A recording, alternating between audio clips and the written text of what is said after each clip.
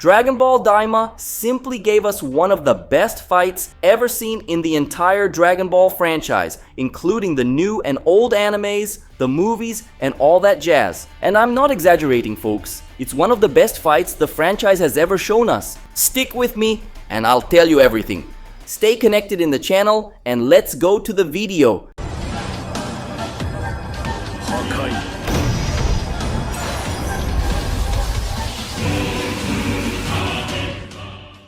The title of episode 8 is Tagami. The episode starts without any fluff, with Goku immediately going into battle with Tagami number 3. And guys, the fight starts off completely amazing, with both Goku and Tagami number 3 showing incredible combat skills. The people of the village are really impressed watching the fight, and Shin comments on how brilliant Goku is, because even though he's only been in the third demon world for a short time, he's already gotten used to its strange, heavy air. Although Goku fights very well in his base form, it's just not enough, and he finds himself at a disadvantage against Tagami. So Goku quickly resorts to Super Saiyan, and using the power pole, probably now infused with Super Saiyan power, he manages to break the handle of Tagami's Warhammer. After breaking Tagami's hammer, Goku decides to put away the power pole and invites the Tagami for a hand-to-hand fight, and the Tagami accepts. Then the frantic battle begins,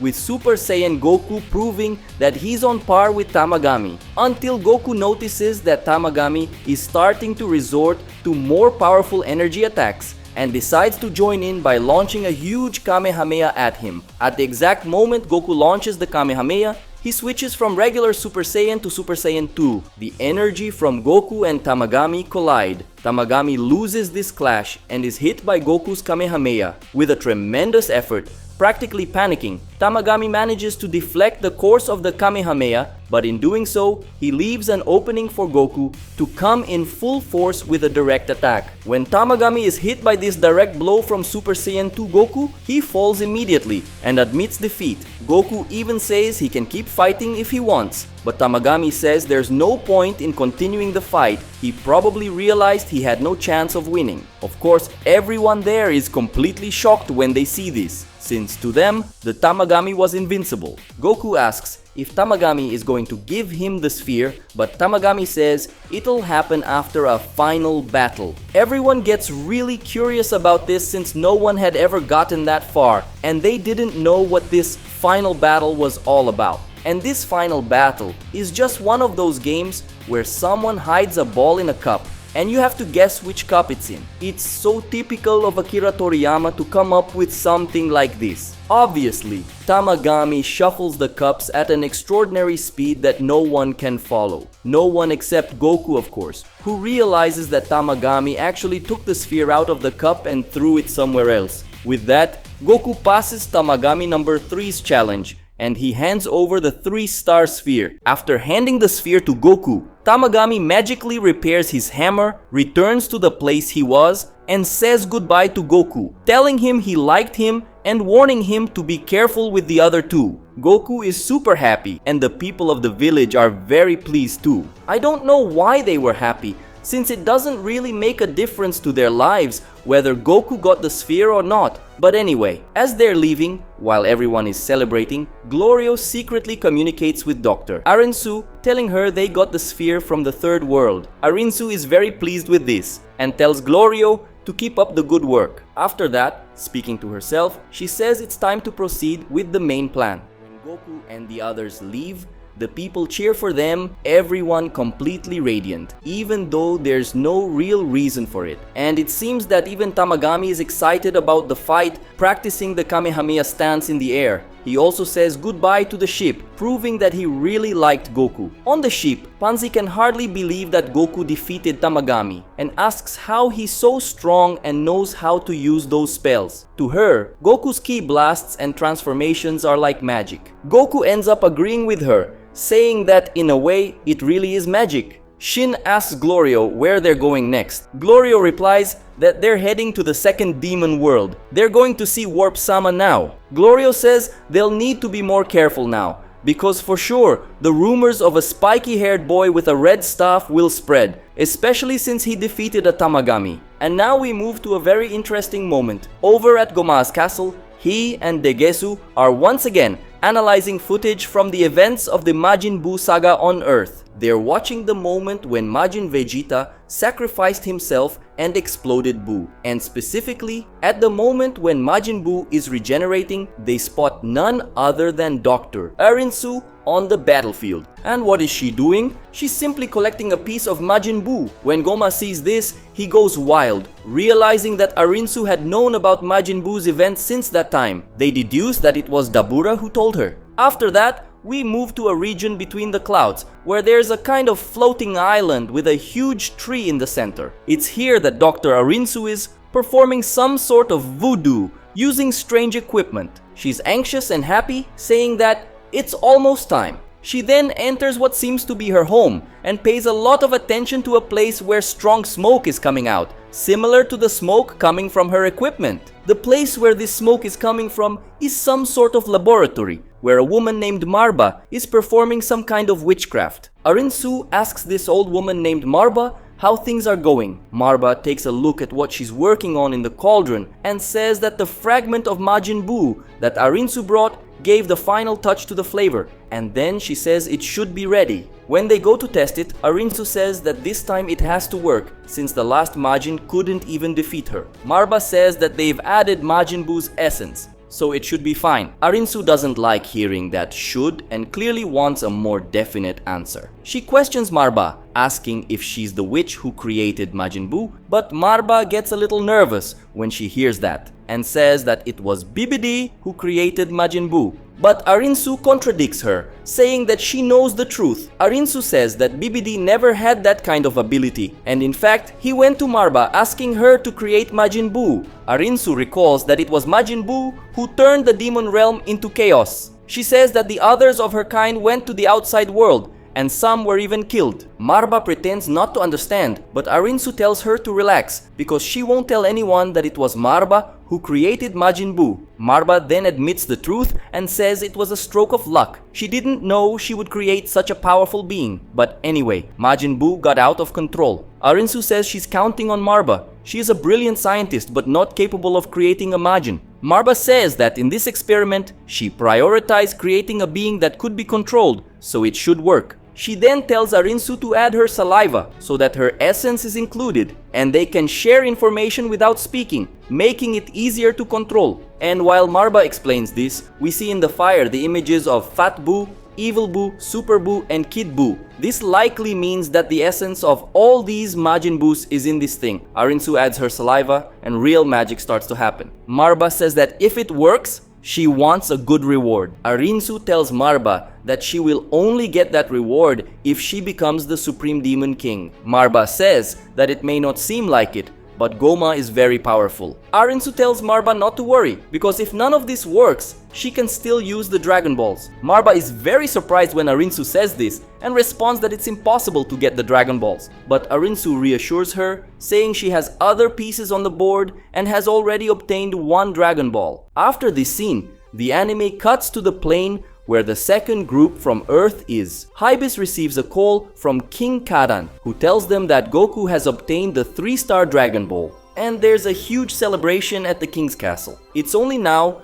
that Vegeta seems to realize that there are Dragon Balls in the Demon Realm too, and asks Hibis to explain more. But Hibis ignores him, saying that Vegeta is too arrogant. Vegeta gets angry but asks please to Hibis. Bulma laughs at him and Piccolo just looks at him with a blank expression. Honestly, Vegeta lost all respect, guys. If this were Z, I'm sure Hibis would be missing at least one ear by now. But anyway, I won't get into that. In the preview for the next episode, we see that the episode is titled Thieves. We see two Majins. Then we see Pansy wearing a different outfit with her hair down, being watched by Glorio and Shin. Next, we see Goku, also wearing a weird outfit that looks more like pajamas. We then see a Majin that looks like a bird stealing something. And finally, Glorio points his gun at someone. To me, it looks like they'll be staying somewhere and will get robbed by someone in the middle of the night. That would explain Goku and Pansy wearing outfits that look like pajamas. and that was episode 7 of Dragon Ball DAIMA, which in my opinion was the most important episode of this anime so far. Let me tell you why I think that. First, this episode gave us the first real big fight in the anime, the battle between Goku and Tagami number 3. And guys, what a fight! The animation was absolutely incredible, and the choreography too. I think giving Goku the power pole back was a brilliant move because it's so awesome to see Goku using the pole. It really adds more dynamism to the fights. In terms of animation and choreography, this was one of the best fights in the entire Dragon Ball franchise, even surpassing many of the films. It was really great. As for Tamagami's power level, we saw that he was stronger than base Goku, somewhat matched Goku's Super Saiyan form, and was completely inferior to Super Saiyan 2 Goku, barely holding up against that transformation. As we know, even Dabura couldn't defeat the Tamagamis, and Dabura was as strong as Gohan's Super Saiyan 2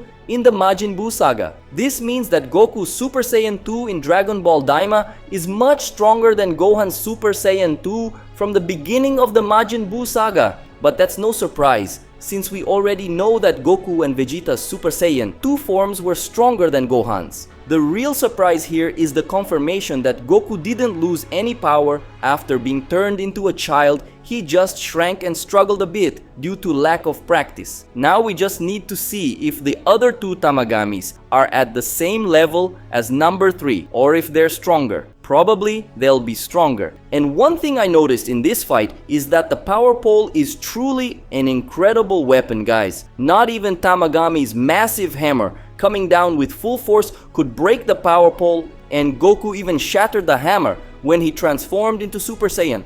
It's truly amazing how powerful this weapon is, showing that Earth's relics are no joke. Another very important thing this episode revealed was what Arinsu is really up to. She's creating a new super demon using Majin Buu's genetics. We also found out who created Majin Buu, and that in the past, Majin Buu wreaked havoc in the demon realm and was probably one of the main reasons the Glins escaped. To me, it seems like BBD had a huge problem with the Glins for some reason, because we just learned that Buu attacked the Glins in the demon realm. And even after they escaped, BBD took Buu after the Supreme Kais to kill them too. Maybe the anime will explain why BBD hated the Glins so much. Another thing I wanted to mention is that Arinsu knew about Majin Buu on Earth before Goma and the others, and she's been collecting parts of him for experiments. This lines up with some things I've already talked about on this channel, including the theory that Janemba will return in Dragon Ball DAIMA. And about the Janemba theory, there's another thing connected to it that I'll mention soon.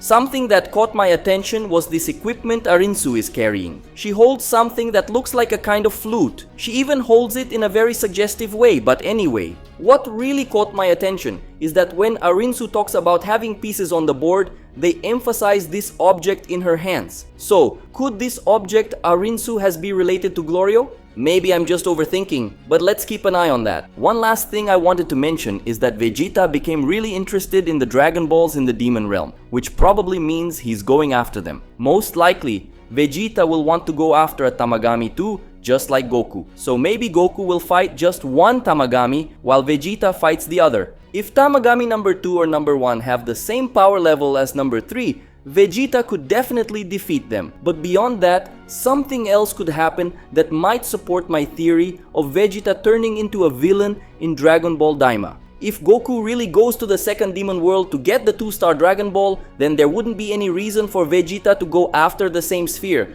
So it's possible that he'll ask Hybis to go to the first demon world to get the 1-star Dragon Ball. If this happens and Vegeta goes to the first world, he might end up crossing paths with either Goma or Arinsu, and at that moment, something could happen that might cause him to get enchanted by either Arinsu, Goma or Marba.